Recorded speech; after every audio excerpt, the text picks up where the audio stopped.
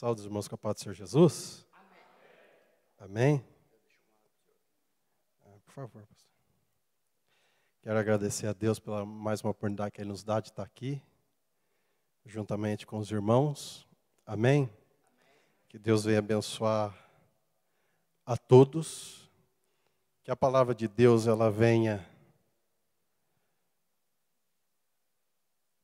trazer primeiramente exortação e que depois ela traga também consolo para a sua alma e que você possa sair daqui mais edificado do que você entrou. Amém? A expectativa de Deus é maior do que a nossa, irmãos. Pode ter certeza disso. E é tão interessante a coisa que quando o Espírito Santo fala alguma, ou ele tem intenção de falar numa direção, que o que o pastor Pedro acabou de dizer sobre a igreja, parece que ela está estagnada, né, tão perto do fim, e parece que ela está perdendo o ânimo, o fôlego, a visão, ou parece ser uma igreja constrangida da sua própria fé, né? Mas Deus ele vai iluminar o nosso entendimento, e Ele vai trazer para nós uma palavra de avivamento. Avivamento significa o quê? Exatamente. É aquele que está estagnado, aquele que está morto, voltar à vida. E como é que a gente vive a verdadeira vida? Quando a gente encontra o sentido e o propósito pelo qual Deus nos enviou. Amém? Eu quero fazer uma introdução numa palavra. Deus tem ministrado uma palavra no meu coração. Eu já compartilhei com os irmãos que estão aqui, parte dela. Mas Deus continuou ministrando algo no meu coração e eu quero agora compartilhar isso com os irmãos. A gente vai ler um texto. Eu não vou embora do texto, irmãos. A gente vai fazer uma introdução, Deus vai ministrar algo no nosso coração. Você fica aí com seu coração bem. Aí depois, para terminar a mensagem que Deus colocou no meu coração, a gente volta para o texto que eu li e os irmãos vão entender o porquê que a gente vai ler esse texto, amém? Então, abre a sua Bíblia em Lucas capítulo 10. Lucas, capítulo número 10, que Deus venha abençoar o pastor Pedro, toda a sua família, a pastora Cida, seus filhos, todos os irmãos que aqui estão, cada família aqui representada, que Deus possa, levar milagre, salvação, aquilo que você necessita, que Deus possa operar, e que você possa também viver experiências poderosas com Jesus. Amém? Todos encontraram? Diz assim a palavra de Deus: eis que levantou um certo doutor da lei, tentando e dizendo: mestre, que farei para herdar a vida eterna? E ele lhe disse: que está escrito na lei? Primeira pergunta. E como lês? E respondeu ele e disse: amarás o Senhor teu Deus de todo o teu coração e de toda a tua alma e de todas as tuas forças e de todo o teu entendimento, e ao teu próximo como a ti mesmo. E disse: respondeste bem, faz isso e viverás. Ele, porém, querendo justificar-se a si mesmo, disse a Jesus: e quem é o meu próximo? E respondendo Jesus disse: descia um homem de Jerusalém para Jericó e caiu nas mãos dos salteadores, os quais o despojaram e, espancando-o, se retiraram, deixando-o meio morto. E ocasionalmente descia pelo mesmo caminho certo sacerdote, e vendo, passou de largo. E de igual modo também um levita chegando àquele lugar, e vendo, passou de largo. Mas certo samaritano, viajando, veio até ele, vendo-o, foi movido de íntima compaixão. E aproximando-se, atou-lhe as feridas, deitou-lhes azeite e vinho, e pondo-o sobre o seu animal, levou-o para uma estalagem e cuidou dele. E partindo no outro dia, tirou 2 dinheiros e deu-os ao hospedeiro e disse-lhe: cuida dele, e tudo que demais gastares, eu te pagarei quando voltar. Qual, pois, destes 3 te parece que foi o próximo daquele que caiu nas mãos dos salteadores? Amém? Irmãos, a última vez que eu vim aqui, que na outra terça-feira, do mês passado, é que eu vim aqui toda semana, agora parece que é uma eternidade. A gente falou sobre maturidade, não foi isso? Amém? E a gente segue nesse mesmo, nesse mesmo raciocínio do que Deus quer falar para a igreja. Quando a gente fala de maturidade, é interessante porque a maturidade, ela deixa clara algumas consciência muito bem clara. Vamos supor, um filho maduro, um filho maduro, ele assume as suas responsabilidades. Não foi isso que a gente foi ministrado aquele dia? Então, logo, presta bem atenção no que eu vou dizer. No tempo em que estamos vivendo, nos finais dos tempos, últimos dias, segundo Hebreus, a palavra fala que nos últimos dias falou o Pai pelo Filho. Então, desde que Jesus veio, a gente vive os últimos dias. Se a gente pegar a igreja e a palavra que Jesus diz, ou que todo o Evangelho fala acerca da edificação da igreja, e depois aperfeiçoamento da igreja através das cartas, das epístolas, a gente entende então que a igreja ela cresce de entendimento, de iluminação, e ela vai ter um relacionamento mais íntimo com Deus, com o Filho, e que quando Jesus vir, ele vai pegar uma noiva, o quê? Que a palavra fala lá em Pedro, ela toda preparada, ela toda pronta. Amém? Para que receba. Mas a gente para pensar às vezes e acontece da gente pensar que aquilo que o pastor Pedro disse é uma verdade. Tipo assim, mas se a gente está tão perto agora, por que parece que está tão longe? Ou porque parece que as pessoas parecem que perdeu o interesse do quê? Dessa relação. Então, na igreja de 2020, a gente ainda tem que falar sobre dízimo. Não, numa igreja madura, a gente não tem que falar de dízimo. Uma igreja madura, ela sabe quanto que é a conta, qual é a parte dela, com o que ela vai participar, e ela se interessa por isso. Então, não deveria falar sobre isso. Então, a gente fala muita coisa acerca de doutrinas que para nós, doutrina que é o ensinamento, que para nós já era coisa assim, mastigada e já era para a gente já estar maduro sobre isso. Mas a gente fala. Mas por que a gente vive repetindo ou buscando ensinamento, muitas das vezes, que já foi ensinado, já foi falado, coisa que a gente já poderia ter um entendimento, já era para estar esclarecido? Por quê? Porque a igreja, ela vive um momento de dificuldade quanto a entender a sua parte na relação. Deus, ele quer relacionamento. Relacionamento.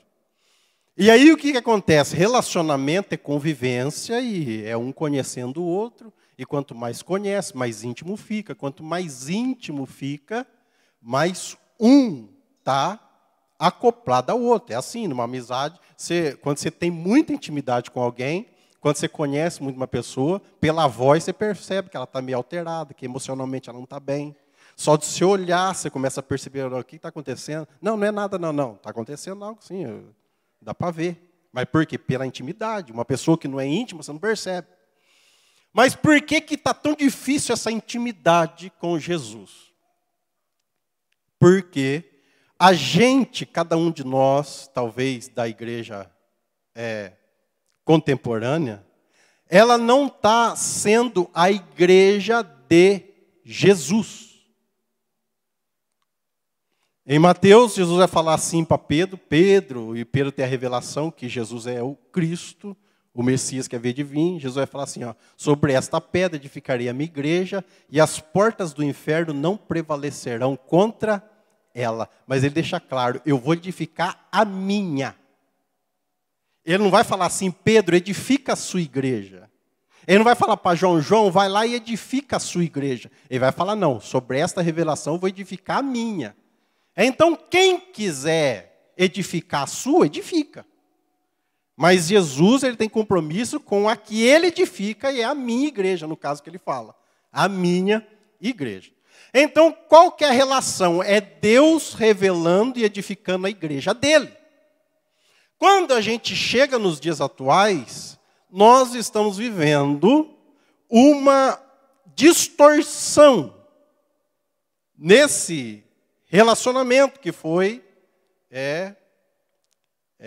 que começou, né, através da cruz, através dos apóstolos. Que é o quê? É o Senhor revelando a sua igreja, a igreja se relacionando com o seu Senhor, se revelando a Ele, Ele se revelando a ela, e não tem revelação melhor do que a palavra, né? Tem muitas pessoas que pensam que o poder revela. Não é no poder que se revela, né? Por isso que o importante não é o poder que age em nós, através do Espírito Santo, mas é o fruto de nós para Ele. Né? Na relação é assim, que mostra o amadurecimento. Então o que acontece? Cada um tem um Deus. Então vamos supor, o nosso irmão aqui, ele fala assim, ó, meu Deus é verde e amarelo. Na ideia dele. Eu tenho fé que o meu Deus é verde e amarelo. Aí o nosso irmão ali fala, não, o meu Deus, eu tenho fé que ele é verde. Aí vai, entendeu? Aí vai.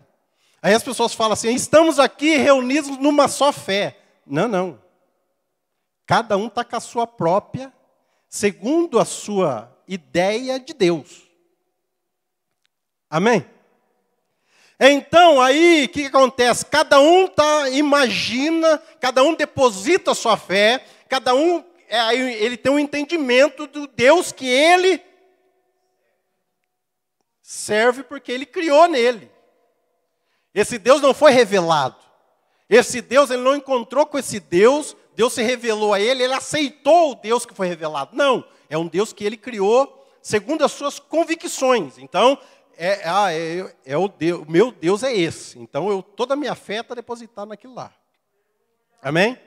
Aí chega alguém que nem eu agora, e eu já fiz isso, em nome de Jesus eu peço perdão, porque eu já fiz isso, né? Porque a gente amadurece na palavra, a gente aprende. E conforme Deus revela o seu entendimento, não é vergonha nenhuma você falar assim, nossa, eu entendia de um jeito e agora eu viro disso. Por quê? Você tem que falar a verdade é revelada. Ele fala assim, conhecereis a verdade vos libertará. Aí chega alguém que nem eu aqui e fala assim, Deus, Ele é o que você quer e precisa. Aí você já dá uma descansada no coração, porque se o seu Deus não é o mesmo Deus do irmão do lado, não tem problema, que ele pode ser qualquer Deus. Aí alguém levanta e fala assim, mas lá em Êxodo, Deus falou lá que Ele eu sou o que sou. Então Ele pode ser qualquer coisa. Presta atenção, irmãos, é aí que a gente se engana. Lá, quando Ele está falando assim, eu sou o que sou, Ele está falando de ser completo, seu tudo. Está falando que Ele não tem variação, que Ele não muda. Está falando que Ele é completo. Nós não somos, nós estamos nos tornando. Nós estamos num processo de transformação. Então você está em contínua transformação. Agora Deus, Ele não se transforma. Né? Está lá em Malaquias falando assim, Deus, eu, o Senhor, não mudo. Garantindo, falando não mudo. Depois você vai ler em Tiago e fala assim, Ele não tem sombra de variação. Quer dizer o quê? Deus, você não vai ter em nenhuma hipótese, você vai ver Deus levantando bravo, ficando meio feliz, ou mais ou menos assim, no meio do dia, e depois meio... Não, ele é o que é, e ele não tem expectativa nenhuma a seu respeito. Ele já te conhece, ele te criou, ele sabe tudo que passa aí, ele sabe tudo. Então, entendeu? Mas a ideia nossa, né, não é essa. Então Deus, ele não muda. E por isso, quando ele se revela, né, ele se revela aqui de branco. Aí, quem falou que ele era verde e amarelo, fica frustrado. Aí, quem falou que tinha certeza que ele era azul, ele fica frustrado. E aí, é aquele punhado de frustração. E várias pessoas frustradas ao mesmo tempo. Então, esse é o pior testemunho na igreja no nosso tempo. Por quê? Porque as pessoas chegam na igreja, aceitam a Jesus, né? Usando aquele termo de novo. E aí ela vem para Jesus, ela ouve uma palavra, ela se alegra. Então ela chega aqui e ela encontra com alguém na rua, ela vai falar, pastor, nossa, eu fui num culto, fui numa igreja, aceitei Jesus. Ela conta aquele testemunho tudo entusiasmada, tá, fogo puro. Dali a pouco, quando ela tem esse tipo de encontro com o verdadeiro Deus, não com o Deus que ela imaginou que era, ela se frustra. Então, lá na frente, a mesma pessoa encontra com ela, e aí já vê ela meia murcha, meia assim. Aí fala, e aí, como é que você está? Tal. Já vê que não está com todo aquele entusiasmo todo. Aí fala, e a igreja? Não, nem estou indo mais. Ah, mas por que aconteceu? Por quê? Porque fez uma expectativa em cima de uma coisa, e aí quando Deus, porque Deus não tem compromisso com o que você está esperando dele. Essa é a questão. Você pode ter muita crença de querer mudar a ideia de Deus e tentar mudar Deus. Mas vai ser difícil. Né? Quando eu falei, eu até me recordei agora, de uma história de se Deus ele muda de humor ou não, né? Que tinha 2 profetas na igreja e elas disputavam se era quem que era a maior profeta, né? E aí uma levantou e começou, assim fala o Deus Todo-Poderoso, o Deus de justiça e tal, né? Foi falando todos os nomes de Deus lá que ela encontrou. E falou para si, né? Vai trazer juízo e tal, né? Aí a outra irmã que também queria profetizar e as duas disputavam, ela levantou assim, a uma falou assim, aqui fala Deus, né? Aí ela falou, aqui fala o filho, o pai hoje está bravo. Então, tipo assim, uma veio com a bravura de Deus e o outro veio com o recado para falar que é para acalmar. Como se Deus, pelo nosso comportamento, ele variasse de humor, né? Ou daquilo que ele espera, da expectativa que ele tem conosco. Amém? Mas, na verdade, o que Deus ele espera de nós quanto à maturidade, quanto ao relacionamento, quanto ele quer que a gente o conheça e tenha desejo de conhecer como ele é, e ele faz questão de nos frustrar na nossa expectativa, para quê? Para realmente ele falar assim, ó meu querido, se você for do meu jeito, nos meus planos, caminhar no meu caminho, vai ser legal. Se você quiser andar do seu jeito, se você quiser fazer a sua maneira e querer colocar Deus aí para te ajudar, é recalcitrar contra os aguilhões. Quer dizer, você mais se machuca do que ganha. Então, o confronto de ideia e que faz a igreja ser agoniada e não entender o que Jesus diz. Jesus diz assim, na terra tereis aflições, mas tende bom. O que é aflição, o que é ser afligido? E aí, alguns cristãos vão falar assim, é o irmão que persegue, ou é aquele ímpio que persegue, ou é o diabo que apronta. Isso não. A maior aflição que o cristão ele pode passar e ele pode enfrentar na vida é o quê? É ele querer uma coisa e Deus querer outra. Essa é a pior das aflições. E por que que Paulo ele vai falar que é uma guerra tão grande declarada entre o corpo e o espírito? Por quê? Porque de forma bem clara, ele vai deixar lá em Romanos, que a carne não tem prazer nenhum em servir a Deus. Logo, toda a vontade de Deus para a minha vida, ela confronta a minha própria vontade. Isso causa o quê? Agonia.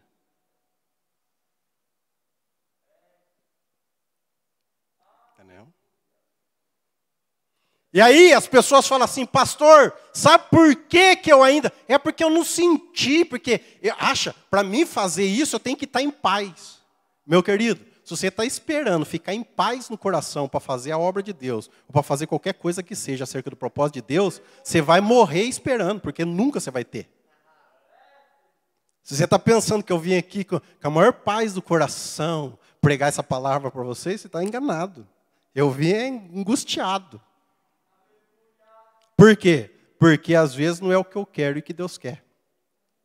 Então nós começamos a imaginar um tipo de igreja que não é a igreja de Jesus. Por que não é a igreja de Jesus? Porque somos uma igreja que muitas das vezes deposita a fé no seu próprio entendimento. Quem aqui gostaria de ver todo o seu contexto de vida transformado? Quem aqui gostaria de ver uma transformação radical na família, na cidade, no país, no casamento, nos filhos? Quem aqui gostaria? Todos nós gostaríamos, amém? Mas aí é que está. Por que que muitas das vezes isso parece ser impossível e a gente cai na apostasia da fé? Ou quase a ponto de não acreditar que pode acontecer. Por quê? Por causa do nosso entendimento. Não vos conformeis com este mundo, mas transformai-o pela renovação do vosso entendimento. Então não é o quanto você tem de convicção daquilo que você é, daquilo que você espera que Deus seja. É o que Ele é e o que Ele espera encontrar em você para que a vontade e propósito dEle se realize. Amém? Então a gente está idólatra ainda.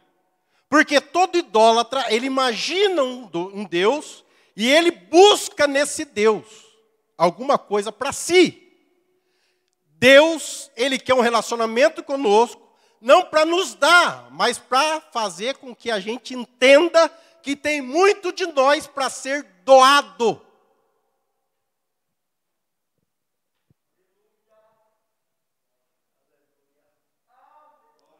Essa é a questão. A gente tem uma fé egoísta, que não é uma verdadeira fé. A fé é para a gente ter coragem de realizar os feitos do propósito de Deus. Mas a gente crê muito, e aí a gente coloca isso como fé inabalável, que de alguma forma eu convenço Deus a fazer a minha vontade. Aí ele vem e fala assim, ó, você tá equivocado. Equivocado por quê? Porque não é a sua vontade, é a minha. Então, a visão, o foco, ele fica o quê? Ele não fica nítido naquilo que realmente é. Outro dia eu estava conversando com o irmão, e aí ele veio falar para mim acerca da igreja. E aí ele reclamou bastante da igreja e tal. Né? Reclamou, e porque a igreja de hoje é isso, aquilo, outro, tal. Né? E ele talvez não entendeu que ele é a igreja, né? Aí ele falou, a igreja tinha que ser que nem a igreja de Corinto. Dava liberdade para o Espírito Santo. É a igreja dos dons. Eu falei, peraí, meu querido, você não está equivocado, não? O que é isso, pastor? Eu acho que você está um pouquinho equivocado, hein? Você pegou justo a pior igreja para falar disso? Eu vou, mas como assim, pastor? O quê? A igreja, tudo bem, que está lá o ensinamento dos dons, está lá falando do poder, está lá falando de como a igreja era avivada. Só que a igreja mais carnal que existia.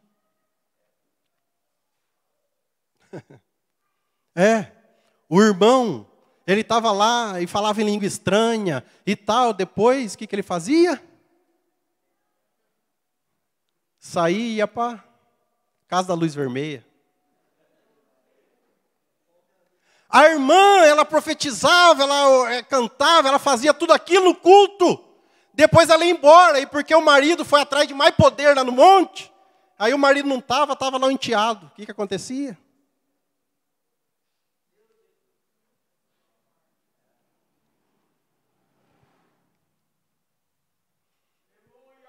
Está vendo o foco? Por quê?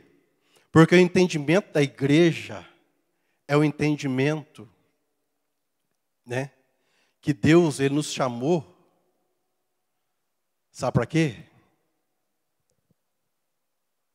Como um escape.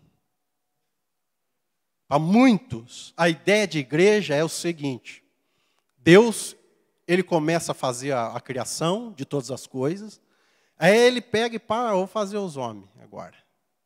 Cria o homem, e aí ele não tem propósito para o homem. Ele criou lá um bonequinho lá.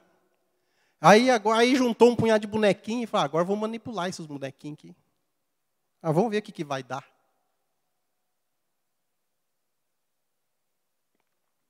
Não. Tudo foi feito com propósito. Tudo foi feito muito bem definido. Tão bem definido, que antes da fundação do mundo, o cordeiro já tinha sido sacrificado. Então Jesus ele nunca perdeu o controle de nada.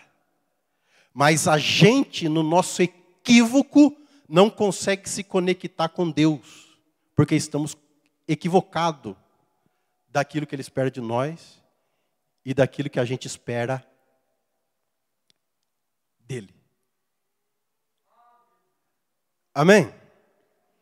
Vamos lá no texto. O texto diz assim, ele lhe disse, que está escrito na lei e como lês? Logo, fica claro aqui, quem veio falar com Jesus era o quê? Doutor da lei. Doutor da lei e o doutor da escritura sagrada do Antigo Testamento até então. Que era o que tinha de escritos, né, sagrados, era o Antigo Testamento.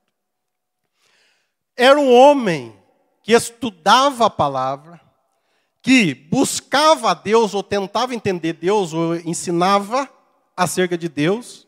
Então Jesus pergunta para ele, e Jesus fala para ele, o que diz as Escrituras e como você lê? Por quê? Porque a Escritura pode dizer uma coisa, pode ler outra. Entendeu? As pessoas, a maioria das vezes, ela não vai para a Bíblia para encontrar Deus, ela vai lá para a Bíblia para encontrar ela mesma nas suas convicções. Então ela quer encontrar alguma coisa que dá base para ela mesma. Ela não vai lá falar, fala comigo, Deus, o que o Senhor falar está falado. De jeito nenhum. Amém? Por isso que muita gente fica frustrada, porque faça a sua vontade, Deus. Aí Deus revela a vontade de Deus, mas não era essa. Aí ele... É uma confusão. É uma confusão. Por quê? Porque a gente tem certeza que a vontade de Deus é a nossa vontade, porque não é Deus, é o nosso Deus. Então ele fala assim, você sabe, aí ele leu lá, e aí ele falou. Né? Acerca da lei. Qual que era o resumo da lei? Amar a Deus acima de todas as coisas, entendimento, força, tudo, e o próximo como a ti mesmo. Jesus vai falar para ele assim, viva isso e viva uma vida boa. Ele não falou de vida eterna. Porque ele achava que era o iluminado no meio do cego. Ele pensava que ele sabia no meio dos ignorantes. No entanto, ele está demonstrando de forma clara para Jesus que ele lia, mas não conseguia ver e nem entender nada. Aí ele vai falar assim, aí Jesus vai entrar na parábola e vai falar sobre a parábola do samaritano. E aí os crentes gostam, né? Eu já disse aí para os irmãos, de parábola, porque eles falam assim, a parábola é bom porque é para a gente entender melhor. Eu não sei se você sabe, lá em Mateus capítulo 13, a partir do versículo número 10, os discípulos chegam para perguntar para Jesus, por que o senhor fala em parábolas? Aí Jesus olha para ele e fala assim, porque para eles ouvir e não entender, para eles enxergar, mas não ver, e aí ele vai falar. Ele fala, por quê? Porque não foi dado a eles o entendimento. Então ele falava em parábolas, chamava a atenção de todo mundo gostava de uma história bonita que ele contava, mas a moral da história, só os discípulos que ia ter depois. Então, se você ficar muito feliz em ter entendido uma parábola sem o Espírito Santo te revelar, cuidado. Tá? Então a parábola, ele começa a contar uma parábola. E aí ele vai falar acerca de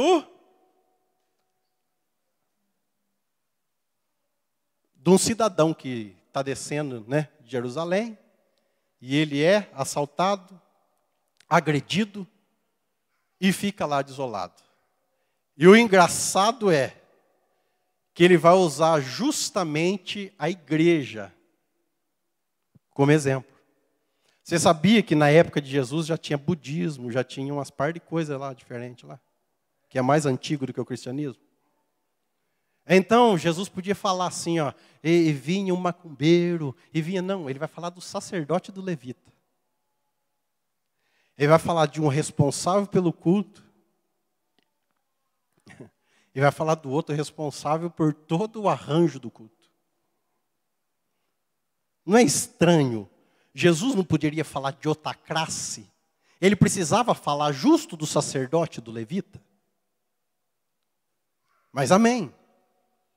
Jesus ele vai falar que aí ele está lá machucado, vem de forma, né, circunstancial o sacerdote. O sacerdote passa de largo. A palavra fala que depois vem o levita e o levita também passa de largo. E não ajuda o homem. Presta bem atenção. Quem gosta de estudar a Bíblia vai falar assim, pastor, mas tem justificativa para isso. Porque se a gente pegar o decorrer do texto, vai falar que o samaritano curou-lhe as feridas. Quer dizer, ele machucou, ele estava ensanguentado. Nem o sacerdote, nem o levita ia poder tocar nele, por causa do sangue que havia no corpo dele, e aquela coisa toda. Amém? Então, ele tinha uma justificativa sincera para dar.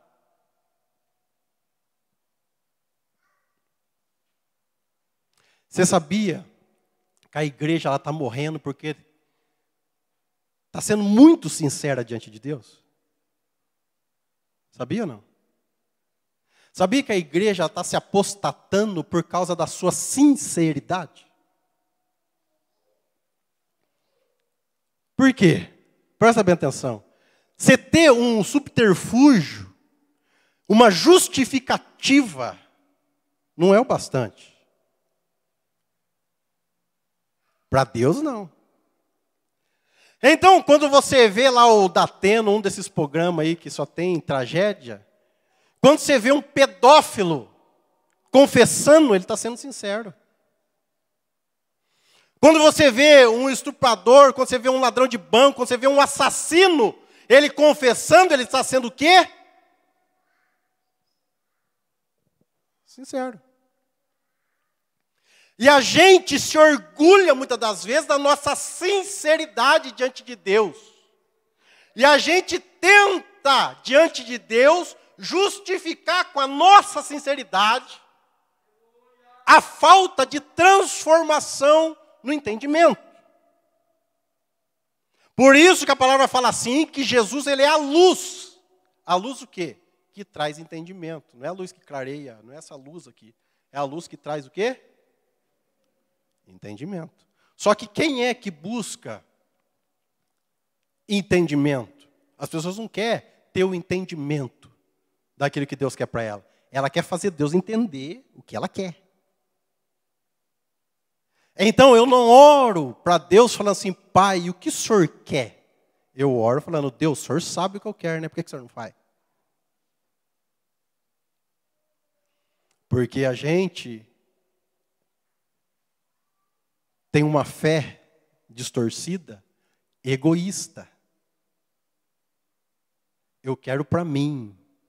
Eu quero para mim.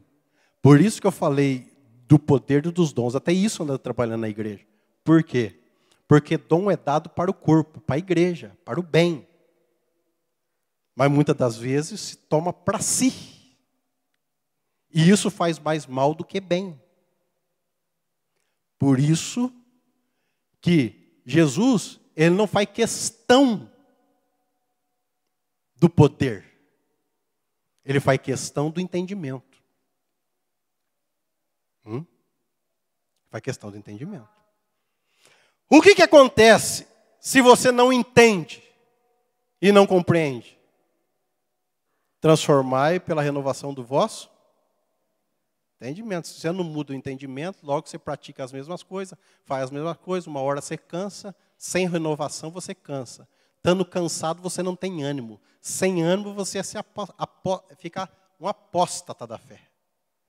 Não age, não reage. E não consegue corresponder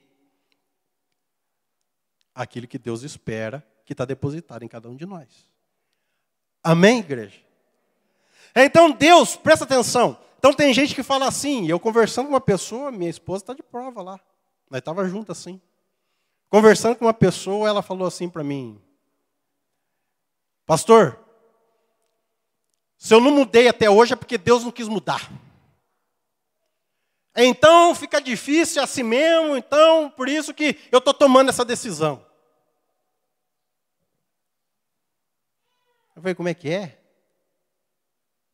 Qual que é o entendimento que as pessoas estão tendo? Que Deus, ele não orienta para a mudança, ele muda. Então, se Deus ele quer fazer alguma coisa na minha vida, eu vou dormir, e a hora que eu acordar, eu vou dormir vendo o céu negro. A hora que eu acordar no outro dia, eu vou ver o céu cor-de-rosa, tudo mudado. Os rostinhos tudo brilhando.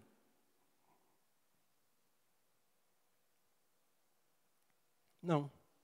Presta atenção que fala em provérbio. O provérbio fala assim, que o ferro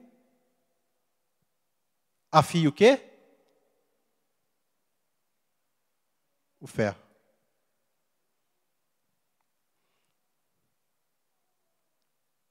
E o amigo é o quê?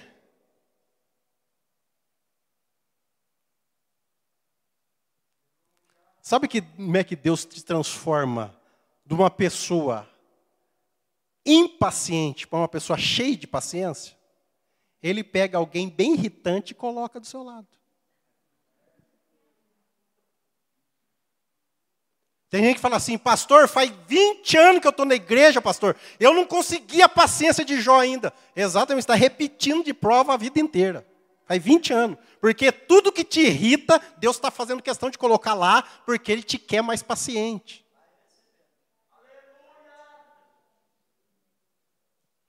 Pastor, eu não sei lidar com traição. Eu me magoo muito, profundamente. Vira e mexe, você está sendo traído. Por que você acha?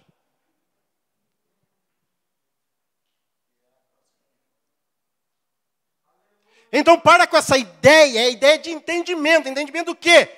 Deus quer que eu faça algo, eu vou lutar para fazer. Eu vou me entregar para fazer, eu vou lutar por aquilo. Ele não vai fazer por mim. Porque Ele está me preparando para algo. Está entendendo?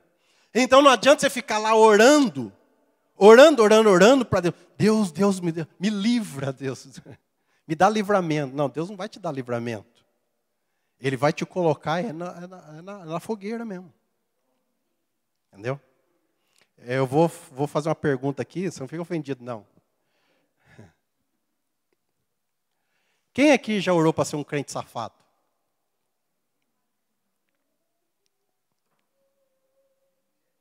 O senhor nunca orou para ser um crente safado? Para ser um crente safado?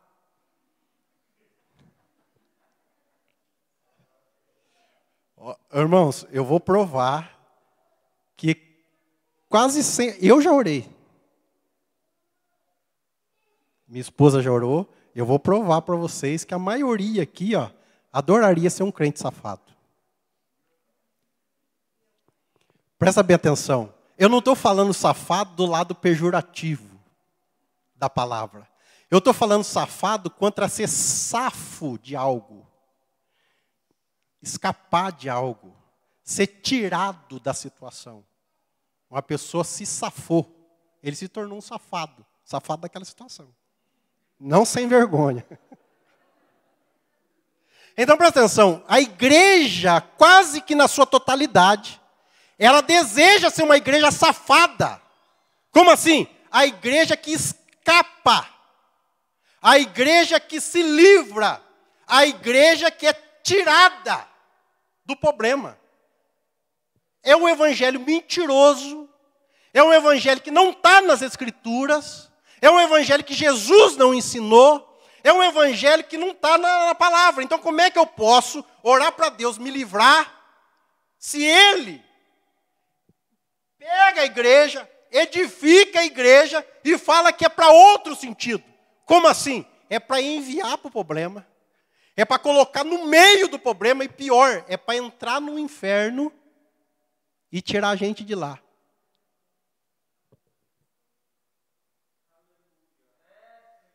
Então, como é que eu posso pedir livramento para Deus, se Deus quer justamente te usar, não para livrar você da situação, mas para você ser o ponto de equilíbrio aonde precisa, nesse mundo desordenado. Então, aonde tem a confusão e você não conseguiu escapar, justamente, não era livramento. Deus é que te enviou. Mas a gente entende que quando a gente escapa, Deus está nos livrando. Claro que não. Claro que não. Até eu brinquei com o Mano Nizete outro dia, que ele tem estacionamento na Avenida Mujimirim, aquela avenida cheia de estacionamento. E eu falei para ele, falou, se chega um perturbado lá, o que você pensa? Ele falou, mas com tanto estacionamento aqui na avenida, vem um perturbado justo aqui? Ele falou, mas por que foi justamente ali? Porque lá tem um servo de Deus, lá tem alguém que tem paciência, tem longanimidade, tem bondade, tem amor pelas pessoas, vai conseguir relevar, vai conseguir tratar bem, não vai sair batendo, não vai expulsar, não vai nem matar, que às vezes até sai morte. Então você não foi feito para escapar de problema, você foi feito para resolver. Mas a igreja, ela quer ser uma igreja safada, ela quer se safar de tudo. Por isso que fica, Jesus, volta logo, Jesus, volta. Porque é um escapismo, não é desejo de encontrar com Jesus. Não é porque quer ver Jesus como Ele é e chegar lá diante dEle e poder apresentar o propósito que Ele tinha aqui na igreja. Porque muitos nem têm ideia de que vai ter que chegar lá e vai ter uma ficha corrida sua lá, meu querido. Vai estar lá, o que você aprontou lá para você merecer o céu? Morri, fiz tudo isso lá para quê? Para você ficar lá. Ai, Senhor, me livra, Senhor, me escapa. Não, é para ir na linha de frente. É para ir na linha de frente. Mas qual que é a ideia nossa? É um escapismo. Então a gente pensa que a gente foi feita igreja para escapar. Aí Deus fala assim, não, sobre esta pedra edificarei a minha igreja, e as portas do inferno não prevalecerão contra ela. Presta bem atenção, a porta do inferno não vai prevalecer. Não é a porta da igreja que não vai prevalecer. É a porta do inferno. O que significa? A igreja ia ser edificada, ela ia levantar, crescer, ia arrombar a porta do inferno e entrar dentro. As portas do inferno iam conseguir segurar a igreja. Presta bem atenção, quando a gente evangeliza as pessoas falam assim, tem dois caminhos. Jesus que leva para o céu, e se você não aceitar Jesus, você vai para o inferno. Você vai para o inferno. Se a pessoa olhar para você bem no seu olho e falar assim, eu não quero nem ir para o céu e nem quero ir para o inferno, eu quero ficar do jeito que eu estou, o que você fala? Porque quando a gente evangeliza assim, a gente está dando 3 opções. A gente está falando para ele, você pode ficar do jeito que você está, ou você pode ir para o inferno, ou você pode ir para o céu. Presta atenção, irmãos, nosso estado aqui não é definido porque a gente ainda está vivo. Mas ou está salvo ou está perdido. E quando fala lá, a palavra fala que depois da morte segue o juízo. Ninguém tira ninguém do inferno se já morreu. Então, quando Jesus está falando que a igreja vai arrombar a porta do inferno, vai tirar a gente de lá, é por quê? Porque a igreja é igreja. E quem não é igreja vive no inferno. Só não está de forma definitiva. Por quê? Porque ainda está vivo. Entendeu? Então, você foi feito para quê? Para ir para o céu? Claro que não, para ir para o inferno, tirar a gente de lá. Então, quando algum aí te xinga e fala, vai para o inferno, seu crente, ele está indo para o lugar certo. É para lá que você tem que ir mesmo, para tirar os que estão lá perdidos. Mas a ideia nossa é que Deus está olhando para o mundo para escolher o santinho para levar. Presta atenção, Jesus falou assim, eu não vim aqui para os sãos, eu vim aqui para os doentes. Por isso que gente honesta, gente boa morre e fica os ruins. Por quê? Porque é os ruins que quer curar. Pastor, por que será que morreu aquela pessoa? Era uma bondade. Nossa, aquele homem era um homem de Deus. Amém, mas ele tirou aquele lá para dar oportunidade para aquele outro lá que está sem converter ainda. Porque ele veio justamente para os doentes. Então a visão de Deus é para os doentes, não é para os santos. Mas a gente entende que os olhos de Deus estão só sobre nós. Então a gente tem que ficar aqui num robozinho assim, para ver se ele leva nós para lá, para escapar. Oh, eu preciso escapar da situação aqui. Não, meu querido. Você não veio para escapar de nada, não. E ele escolheu você a dedo justamente para fazer o quê? O que você é dele? Corpo. Com a cabeça você pensa. A ação é com o corpo. Hoje, na nossa dispensação, Deus pensa, entre aspas, manda o comando. Quem é que realiza? A igreja.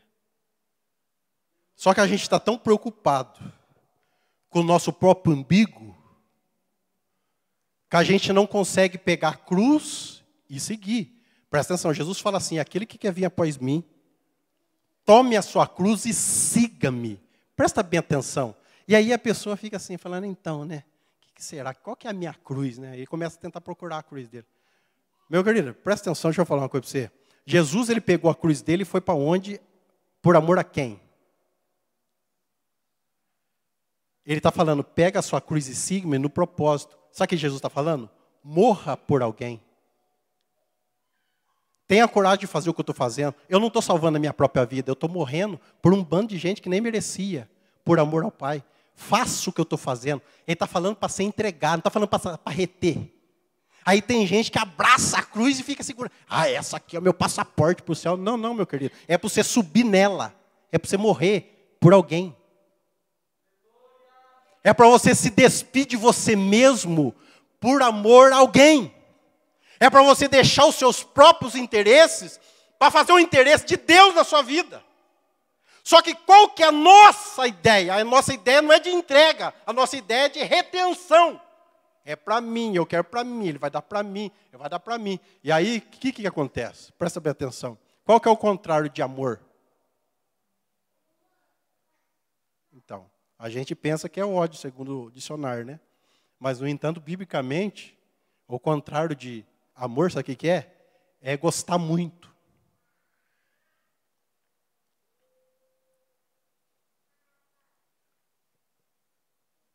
É gostar muito. Sabe por que é gostar muito?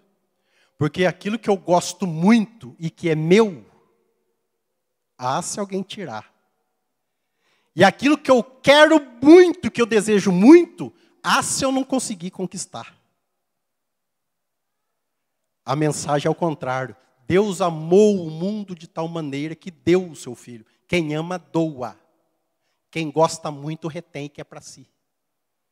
Deus não gostou, Deus amou. Por isso ele deu o melhor que tinha. Compartilhou o que tinha. Amor incondicional ainda, porque ele deu para quem nem merecia. E não tinha feito nada para merecer. A nossa ideia é o quê? Esses dois aqui, eles foram sinceros, talvez. Se chegassem neles e falassem, por que você não ajudou esse homem aqui?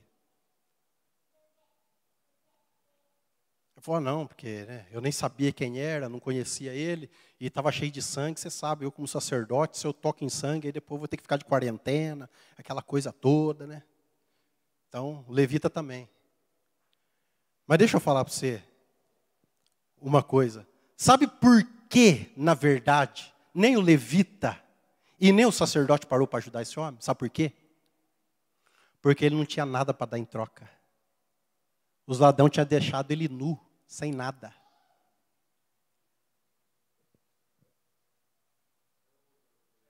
A igreja de Cristo, ela se doa, ela não retém.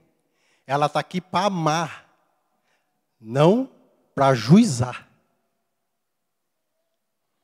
Somos justificados para fazer justiça. O que é fazer justiça? Vestir o que está nu. Cuidar do doente, do órfão, da viúva. Isso é fazer justiça. Isso é fazer justiça. O que é fazer juízo? É olhar para o outro e ver se ele merece. A igreja de Cristo, ela faz justiça, ela não faz juízo. Como assim, pastor? Por que Jesus, ele nunca disse que amava alguém? Ele não tinha motivo para isso. Jesus, ele não tinha motivo nenhum para falar que amava alguém. Como assim, pastor? Durante todo o evangelho, você vai falar assim, ó, Jesus, você vai ouvir Jesus falando assim, ó, não estou aqui para fazer a minha vontade, estou aqui para fazer a vontade do Pai. Não estou aqui para fazer a minha vontade, a vontade do Pai. Não estou aqui para fazer a vontade minha, mas a vontade do Pai que me enviou. É a vontade do Pai, é a vontade do Pai. Sabe o que ele está falando? Ele está falando, e a hora que ele chega lá no momento crucial, que ele entende o que ele vai passar, o que ele tem a revelação da dor que ele vai sentir, a palavra fala que o sangue, o suor dele se transformou em sangue. Por quê? Na terra tereis o quê? Aflição, agonia de dentro. Quando ele viu, ele falou assim, o quê? Suou sangue, porque ele viu a pressão. Mas na hora da pressão ele falou assim, Pai, se tiver um outro jeito, faça de outro jeito. Mas se não tiver, faça a sua vontade.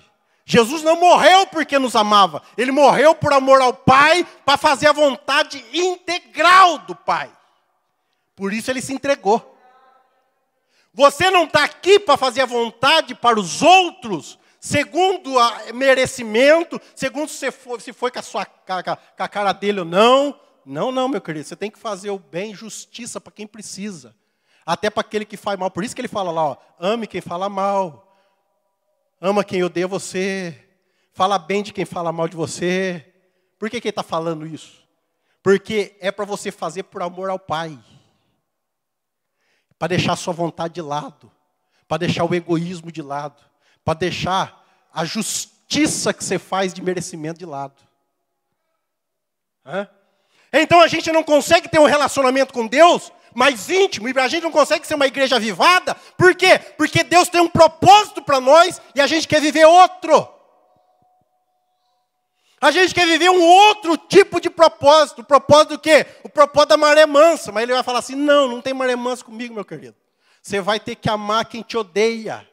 Você vai ter que estender a mão para aquele que te deu as costas. Você vai ter que ser forte o suficiente para tolerar aquelas pessoas que fazem mal para você. Para depois, no final, você falar assim, Pai, está consumado, que é a minha vontade? Não, a vontade do Senhor, ó, não fiz a minha. Mas eu fiz a sua, está feito, está consumado. Ou você pensa mesmo que Deus está preocupado se você vai conquistar tudo que você quer na vida, né? Um outro problema da nossa igreja, sabe o que é? A gente está atrás de restituição. Nós estamos num processo de transformação. Deus não vai restituir nada. Restituir é retroceder a um ponto, é trazer de volta alguma coisa. Ele quer transformação. O que vir, vai vir novo, para uma nova fase, diferente. Não é para retroceder, então não vai restituir por um propósito, nunca. Ah, pastor, mas ele restituiu Jó. Presta atenção. Para o socialista de plantão e para aqueles que são amante aí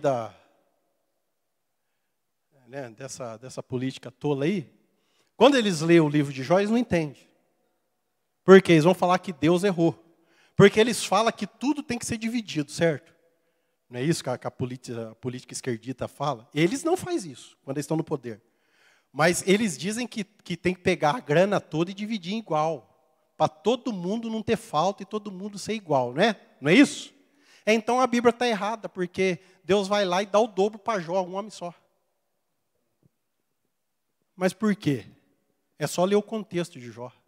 Perto de Jó ninguém ficou sofrendo injustiça. Perto de Jó. Sabe por que Deus deixa pessoas, muitas das vezes, como é que eu vou dizer assim, num revés total, só para mudar o entendimento. Só para entrar no entendimento, só para clarear a mente, só para a circunstância, muitas vezes, à nossa volta, não tem nenhum propósito, senão nos ensinar e trazer entendimento daquilo que Deus espera de nós. Então, a igreja que a gente está lutando para ser, não é a igreja que Jesus quer e que Ele edificou. Então, a gente só tem dois caminhos. Ou a gente se torna a igreja de Jesus e começa a se doar daqui para frente. Pastor, eu vou doar o quê? Meu querido, deixa eu falar para você. Quando você nasceu, você veio dotado de tudo que você precisa para realizar toda a obra que Deus espera da sua vida. Não é dinheiro. Não é qualificação, diploma, não é nada disso. É o quanto você vai usar do que Deus depositou na sua vida para você fazer com que o propósito dele se manifeste. Só que o que a gente faz? É meu, é eu. Ah, se for para mim. Aí o que acontece? Os relacionamentos hoje, presta bem atenção, 99,9% dos relacionamentos entre humanos e entre os cristãos é de puro interesse. Ele só é meu amigo porque me trata bem. Ele só é meu amigo porque me faz bem. Ele só é meu amigo, então ele eu amo, então ele eu considero, ele eu considero. Mas e aquela não? Ele não é capaz mesmo. E nós, como igreja de Cristo, é ao contrário. Ele falou assim, que graça. Eu acho legal que ele não vai usar essa palavra, né? Ele vai falar que recompensa tem. Eu vou usar a palavra graça para ficar mais atualizado. Que graça tem você amar quem te ama? Que dificuldade tem em amar quem te trata bem? O evangelho vem ao contrário. É para você conseguir e ter a capacidade de amar quem te odeia, até que você morra em sacrifício por amor à alma dele.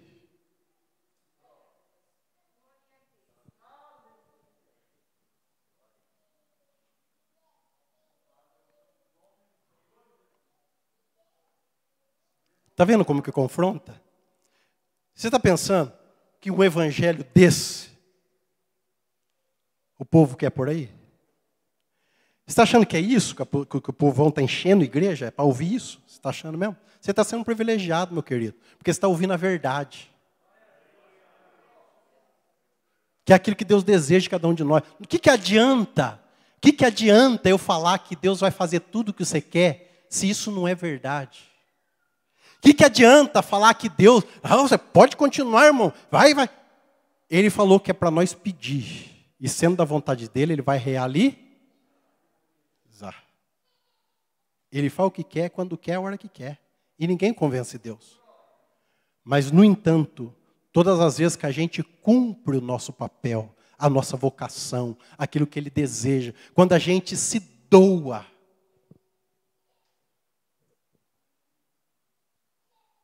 o que a gente se torna?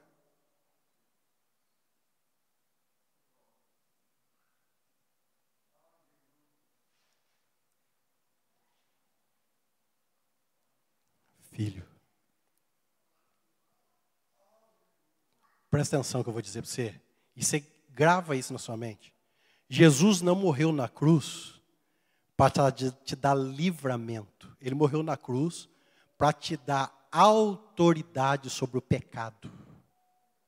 Quem aceita Jesus não está livre das guerras. Quem aceita Jesus não está livre das aflições. Quem aceita Jesus não está livre de nada. Ele está no mesmo contexto de vida que antes. Mas, no entanto, ele está movido agora de uma autoridade. Deus o libertou. Libertou para quê? Para viver uma nova vida. Que vida é? Segundo as minhas convicções? Segundo aquilo que eu imagino? Claro que não. Segundo o propósito que ele tem para cada um. É isso. Essa é a verdade do Evangelho. E presta atenção no que eu vou dizer. Eu não espero que você entenda nessa noite essa provocação. Por quê, pastor? Porque os discípulos ficou 3 anos e meio com ele e não entendeu. 3 anos e meio. E o amor de Cristo era tão terrível por eles, que ele ficou 3 anos e meio. Depois que morreu, ele voltou. Por quê? Para falar, vocês não entenderam nada e quem sabe agora vocês vendo o ressuscitado, vocês entendem. Pedro queria matar para não deixar Jesus morrer. Depois ele morre. Se entrega. Todos eles. Por quê? Porque entenderam. Não é para mim, é por eles. Não é para mim ganhar, é para mim doar. Domingo é a Santa Ceia aqui, não tem?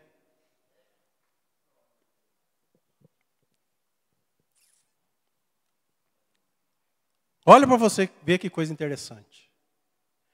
O que é importante na Santa Ceia?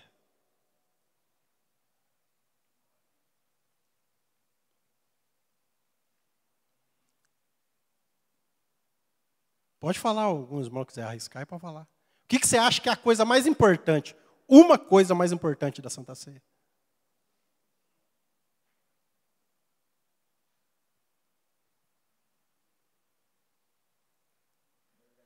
As pessoas idolatram o pão, idolatram o vinho. E a única motivação da ceia é a comunhão. Por isso que Jesus fala, esse é o meu corpo que vai ser partido. É a comunhão e o compartilhamento. Por que a igreja de Corinto, ela não tinha entendido a mensagem? Cada um comia sem comunhão com os outros. Você já reparou que quando alguém sobressai na igreja, em algum dom, algum poder, ele quer ficar isolado, que ele fala assim, Deus me separou. Só se for o Deus deste século. Porque o Deus, e se falar isso aí para mim, eu falo, porque Deus, ele nos prova, nos promove e nos faz crescer na comunhão. Deus, ele quer te enfiar no meio do povão. E não te tirar do meio. É a comunhão.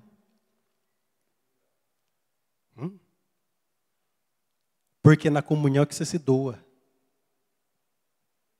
Quem é que precisa do seu amor? Quem te ama? Não. Quem precisa do seu amor incondicional é quem te odeia. Quem precisa da sua paciência? Aquele que te irrita. Por isso que Jesus falou assim, não deixa nenhum desses sair frustrado. Como assim? Se um ladrão vir te roubar a capa, dá logo tudo o resto para ele. Esse é o Evangelho. Sabe o que Jesus está falando? Jesus está falando assim, se alguém vir te assaltar e roubar sua carteira, e o dinheiro não está na carteira, está no bolso. Em vez de você erguer a mão e falar, que livramento, levou a carteira vazia. O ensinamento do Evangelho é você falar para o ladrão, volta aqui, meu filho. Você vai se frustrar se você for embora. O quê? O dinheiro não está aí, não. O dinheiro está aqui, ó.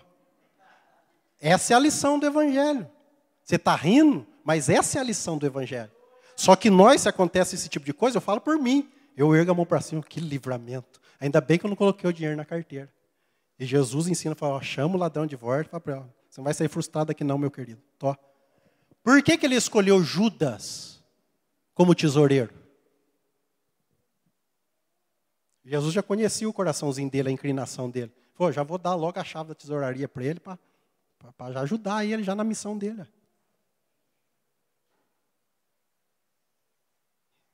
Meu querido. Então, quem tem problema de relacionamento tem problema com Deus, porque não entendeu a vontade dele. Sabe por quê que há muita confusão entre crente, entre famílias? Muita. Não se dá isso aqui. Por quê? Porque o problema não é com as pessoas. O problema é com Deus. Quem está resolvido com Deus e quem entende Deus e a sua vontade, não tem problema nenhum com as pessoas.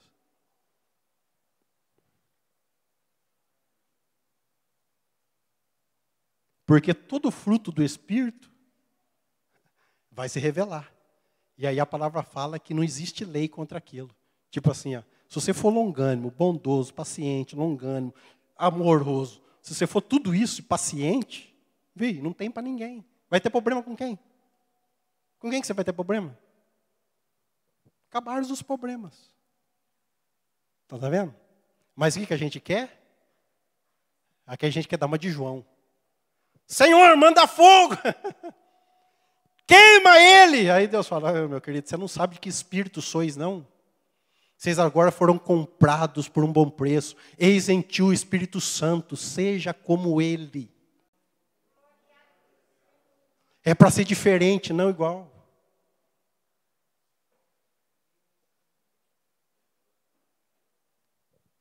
Amém, meus queridos? Vamos orar, se o pastor permitir? Senhor, meu Deus, meu Pai, eterno e poderoso. Ministramos a Tua palavra, ó Pai querido, para dar glória e sabemos, ó Pai, que o Espírito Santo paira sobre nós. Que os corações saiam daqui, ó Pai Santo, poderoso, movidos, ó Pai Santo, de uma vontade, ó Pai querido, para dar glória, de chegar, de ser transformado, de serem lapidados, ó Pai, pelo Espírito Santo. Que a Tua palavra, ó Pai Santo poderoso, continue, ó Pai Santo poderoso, trazendo inquietação, ó Pai, no coração dos Teus filhos, para que possamos, ó Pai Santo poderoso, através das nossas vidas, mudar o contexto, ó Pai externo que está à nossa volta. É o que eu te peço, ó Pai, em nome de Jesus.